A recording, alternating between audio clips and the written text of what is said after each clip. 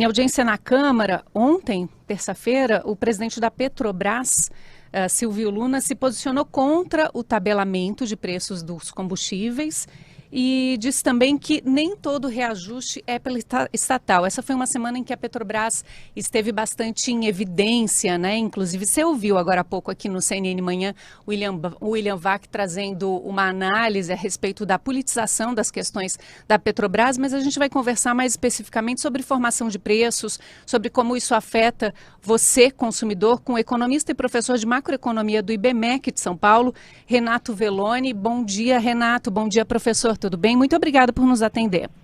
Imagina, bom dia, é um prazer estar aqui com vocês. Professor Renato, para começar, eu queria que o senhor explicasse aos nossos ouvintes como é que é formado o preço do combustível aqui no Brasil. Por que esses reajustes têm sido... Essa semana foi o 6º reajuste consecutivo para cima, né? Por que esses reajustes têm sido tão frequentes atualmente, ultimamente? Aqui é uma política de preços, né, uma decisão da empresa, né, da Petrobras, de praticar os reajustes, né, toda vez que tiver uma oscilação no preço do petróleo. Isso é uma cotação internacional, né? Então, toda vez que tiver oscilação do preço do petróleo ou uma oscilação na taxa de câmbio, há um repasse aí quase que imediato para o preço aí de revenda. Né? Então, nesse sentido, nós consumidores, a gente fica aqui num cenário aí bastante volátil, né? Meio maluco, né? De uma semana para outra, assim, o preço pode subir absurdamente. E o que a gente tem verificado aí nesse ano inteiro, né? Nesses últimos meses, que esses dois indicadores têm subido bastante, né? O preço do petróleo no mercado internacional tem subido bastante, e também a cotação do real, né? O dólar está ficando cada vez mais caro, então esses dois componentes vão mês a mês sendo repassado aí aos preços. Professor, e o senhor já explicou, depende das commodities, depende do dólar, depende de vários tributos, mas a Petrobras, ela pode contribuir de alguma maneira para um cenário mais favorável para o bolso do brasileiro? Com certeza, mas aí assim depende do foco, né? Você está falando mais favorável para o bolso do brasileiro. Nessa perspectiva, tem a opção, né, de praticar os preços administrados, né, que é uma prática adotada por vários países, e que seria assim, a Petrobras trabalhar com o preço médio, né, e não com a cotação ali do dia, do momento, né, porque essa cotação do dia ela varia muito. Né, ela dobra muitas vezes de um mês para o outro, né, depois cai também bastante. Então, seria uma ideia trabalhar ali com o preço médio. Então, só para ter o entendimento, dar um exemplo aqui. Tá? Então, imagina que em um semestre a cotação do petróleo está R$1.000. Estou dando preços fictícios aqui, tá? É só didática.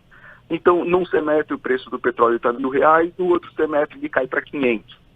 Depois, num outro semestre, ele volta a ser R$1.000, depois ele volta a ser 500. Tá? Então, o que a Petrobras faz hoje na sua política de preço nesse tempo em que o preço do petróleo está R$1.000, ela vai trabalhar com uma cotação aí coerente com R$1.000. Depois, quando cair a 500, ela vai fazer esse repasse para baixo, supostamente, né? Depois, quando está R$1.000, ajusta de novo e por aí vai. Um outro modelo seria trabalhar durante esse período inteiro com o preço de R$750, né, que é um preço médio, né, entre esses dois extremos.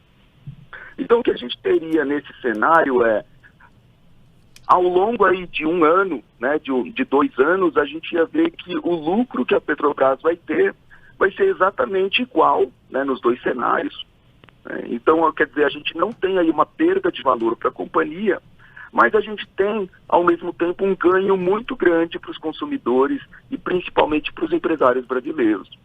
Porque, aplicando de uma maneira mais estável o preço do combustível, né, eu trago uma previsibilidade, né, para todos os empresários. Então, os empresários eles conseguem ter uma noção muito mais precisa dos custos que eles vão ter nos meses à frente, no semestre à frente, no ano à frente, e se ajustar a isso. Fazer bons negócios, bons contratos, né, ciente de que o preço não vai oscilar tanto. Então, assim, a depender da oscilação do preço aí da gasolina, a gente tem situações em que um negócio que antes era viável pode passar a ser inviável, e aí o empresário tem prejuízo, e aí ele tem que demitir pessoas, né? Então, assim, trabalhar com um preço médio, né, o chamado preços administrados, então costuma ser aí a melhor ideia na perspectiva do consumidor e do empresário. Agora, também essa é uma ideia que tem as suas críticas, né? Ela não é perfeita. Então é bom deixar isso aqui claro, porque isso também acaba trazendo uma volatilidade grande para o resultado da Petrobras. Então vai ter um semestre que ela vai lucrar quase nada, ou até ter prejuízo.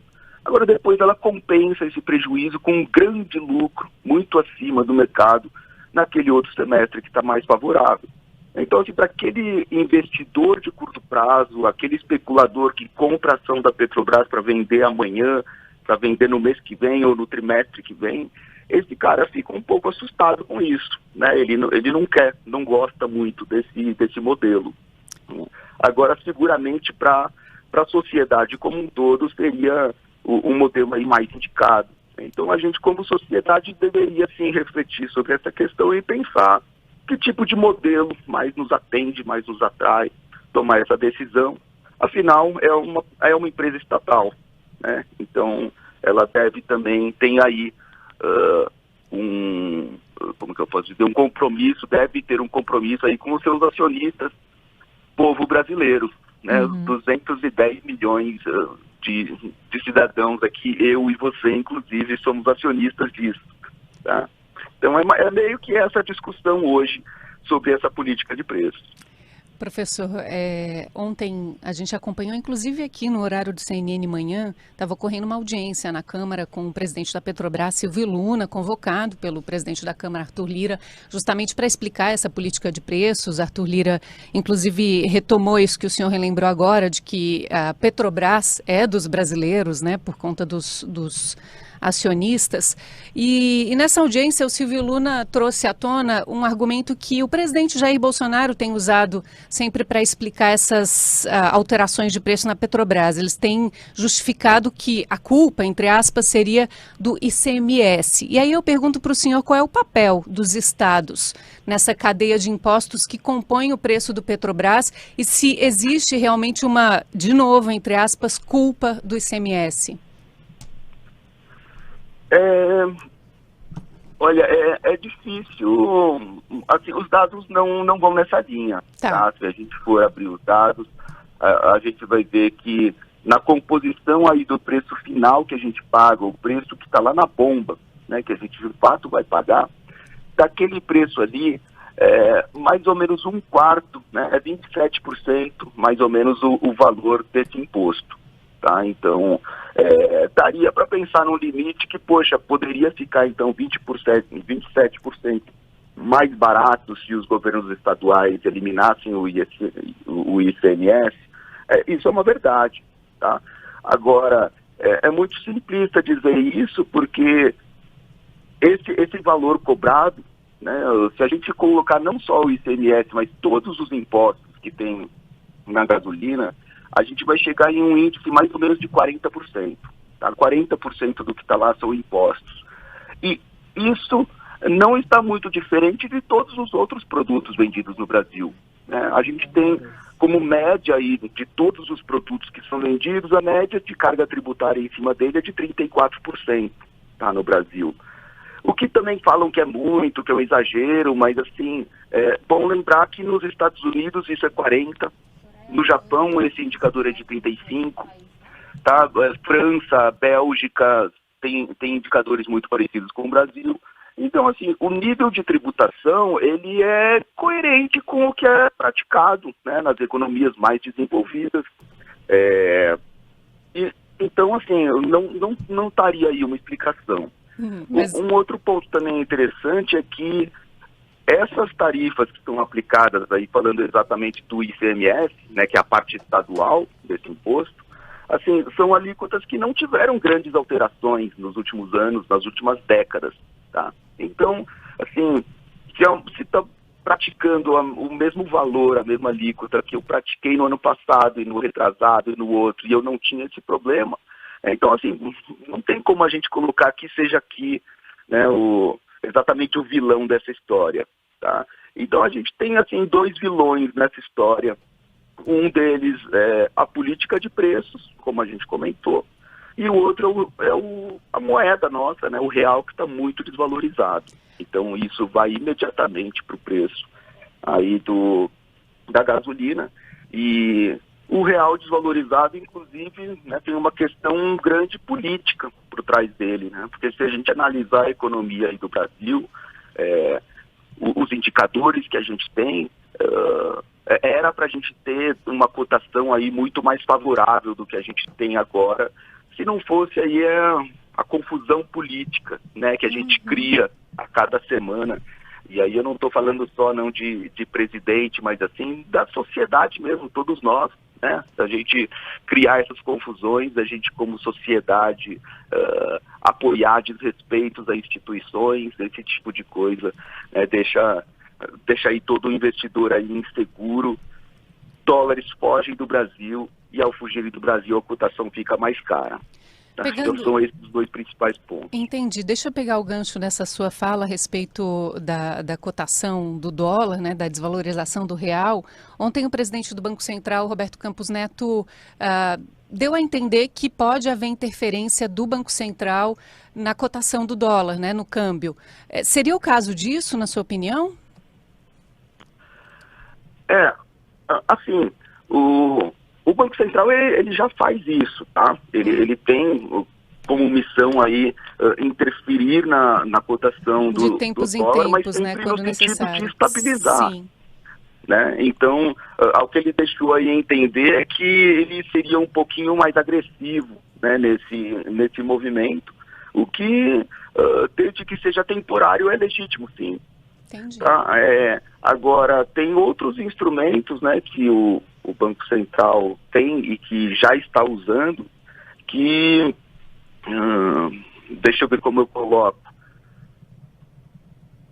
Na verdade, a política de preços que a Petrobras resolveu utilizar hoje, né, que tem uma volatilidade gigante de preços mês a mês, semestre a semestre, ele tem um efeito inflacionário muito grande para a economia. Né? Porque quando sobe o preço, todo mundo reajusta. Né? Agora, quando cai o preço, os empresários não reajustam na mesma medida. Depois, no outro semestre, vai subir de novo, todo mundo sobe de novo.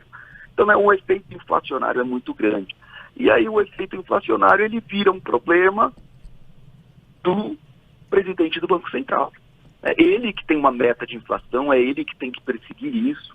Então, na verdade, a política de preço da Petrobras vai exigir uma condução muito mais difícil para o banqueiro central, e é por isso que ele entra nessa história. E nesse cenário de inflação maior, o que um banqueiro central, aí técnico, responsável, como é o nosso, precisa fazer? Elevar os juros. Né? Elevar os juros excessivamente, muito mais do que a gente precisaria se tivesse uma outra política de preço da Petrobras. E assim, a gente sabe que elevar os juros é algo custoso, né? Custoso para a economia. Consumidores que antes poderiam fazer algumas compras parceladas não vão conseguir mais porque falta crédito.